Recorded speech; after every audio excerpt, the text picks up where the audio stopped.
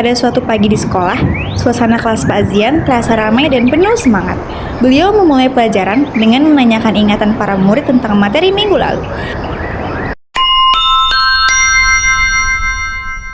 Selamat pagi anak-anak, masih ingat dengan materi minggu lalu tentang pertumbuhan dan perkembangan tanaman?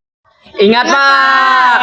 Baik, untuk tugas kalian hari ini adalah tugas kelompok di mana kalian akan mengidentifikasi tanaman yang ada di sekolah ini. Kemudian kalian catat dan tuliskan bagaimana cara pertumbuhan dan perkembangan tanaman itu dalam 2 lembar kertas folio.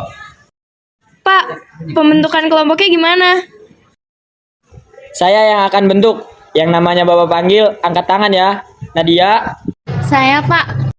Syafa, Saya, Pak. Kinanti. Saya, Pak. Kalian jadi satu kelompok ya. Kelompok 1. Kelompok selanjutnya, Vinka. Saya, Pak. Aska. Saya Pak. Naufal. Saya, Pak. Baik, kalian jadi kelompok 2 ya. Selanjutnya, Akram. Saya Pak. Fahri. Saya Pak. Ciko. Saya Pak. Kalian bertiga kelompok 3 ya.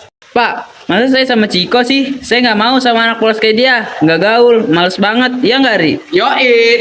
Akram, Fahri, jaga ucapan kalian. Tidak boleh membeda-bedakan teman seperti itu. Sudah. Sekarang kalian keluar kelas untuk melakukan tugas kelompok.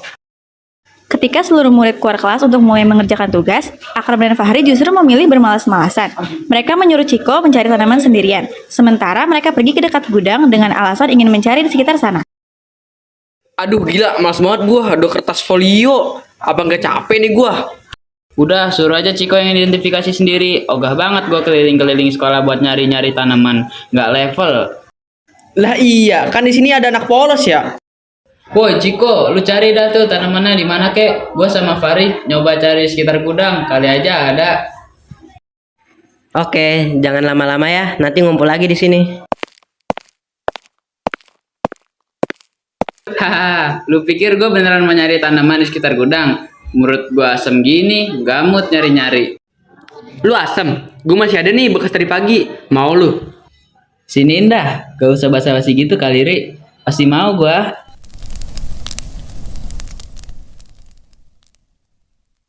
Tanpa mereka sadari, seseorang dari kelompok lain merekam perbuatan mereka.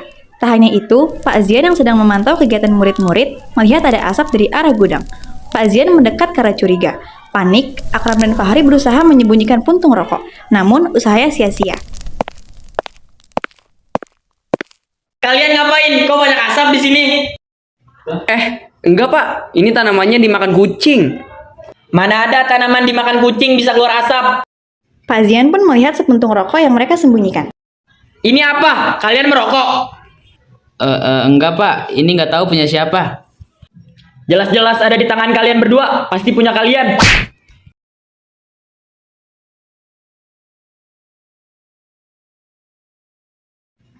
Singkat cerita, mereka sudah pulang ke rumah. Saat sampai rumah, Akram ditanya oleh maminya. Akram, muka kamu kenapa? Abis berantem kok merah-merah gitu? Enggak Mi, ini tadi aku ditampar sama Pak Zian. Tahu nggak Mi gara-gara apa? Cuma gara-gara aku dikiranya nggak ngerjain tugas. Padahal mah aku ngerjain Mi, swear. Mami tahu kan aku anak baik-baik gini. Ya ampun, guru apaan sih itu? Udah deh sana kamu bersih-bersih biar mami yang ngurus. Mami langsung percaya, ia segera membuat video untuk membela anaknya tanpa mencari tahu kebenarannya. Video itu viral, banyak orang mendukungnya. Bahkan sebagian murid di sekolah ikut memihak dan tidak mau masuk ke kelas Pak Azian keesokannya. Moms, anak gue di sekolahnya ditampar gurunya. Cuman gara-gara dia pikir anak gue gak ngerjain tugas. Padahal mah anak gue rajin. Didikan gue, ya kali deh gak ngerjain tugas. Apaan banget gak sih? Keesokannya, hanya 3 murid yang menghadiri kelas Pak Azian. Yang lainnya memilih bolos karena termakan opini viral yang tidak benar. Selamat pagi. Ini kok yang masuk cuma 3 orang ya? Ketua kelas kemana teman-temannya? Ini Pak. Mereka sepertinya salah paham atas perbuatan Bapak kemarin terhadap Akram dan Fahri. Sampai-sampai mereka tidak mau masuk ke kelas Bapak. Singkat cerita, sudah pulang sekolah. Vinka yang memiliki bukti video bahwa penyebab Akram dan Fahri ditampar ialah karena mereka merokok di lingkungan sekolah, bukan karena tidak mengerjakan tugas. Vinka pun memposting dengan akun lain yang tidak diketahui pemiliknya. Video itu pun viral. Keesokannya, para murid yang sebelumnya tidak ingin masuk ke kelas Pak Zian, mereka akhirnya masuk dan merasa malu karena telah mengikuti opini viral tanpa mencari kebenarannya. Mereka pun meminta maaf. Pak Zian, saya mengaku, saya malu karena saya ketahuan mengarang cerita sehingga mencemarkan nama baik Bapak. Saya sangat meminta maaf, Pak. Saya sangat menyesal. Saya juga meminta maaf, Pak, karena telah percaya terhadap berita yang belum tentu kebenarannya tentang Bapak. Setiap guru pasti pernah disalahpahami. Banyak orang yang hanya melihat saya menegur siswa dengan cara yang keras, tapi mereka tidak tahu betapa saya peduli terhadap kalian. Jika kalian melakukan hal yang tidak sewajarnya dilakukan di sekolah, saya bukan hanya ingin kalian pintar, saya juga ingin kalian menjadi orang yang baik.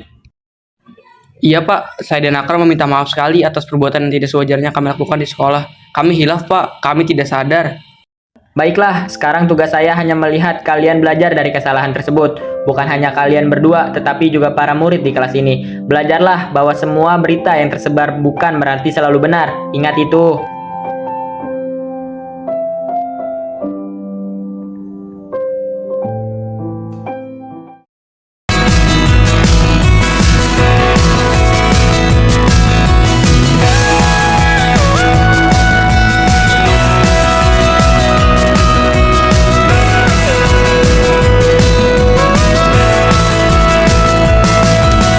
Hei kawan, pasti kau dan aku sama, sama-sama punya takut, takut untuk mencoba dan gagal. Tapi hei kawan, pasti kau dan aku sama, sama-sama punya mimpi, mimpi untuk menjadi berarti.